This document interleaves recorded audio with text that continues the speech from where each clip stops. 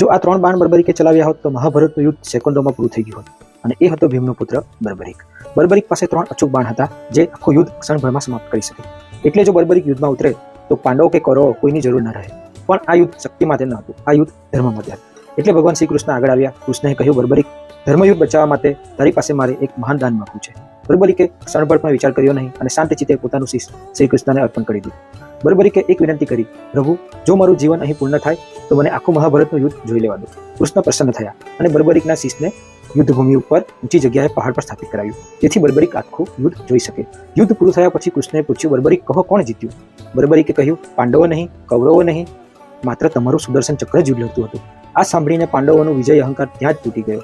અને ત્યારે કૃષ્ણએ વરદાન આપ્યું, કળિયુગમાં તું ખાટુ શ્યામના નામે પૂજાશે, અને જે તને શ્રદ્ધાથી યાદ કરશે એ ક્યારેય એકલા નહીં પડે.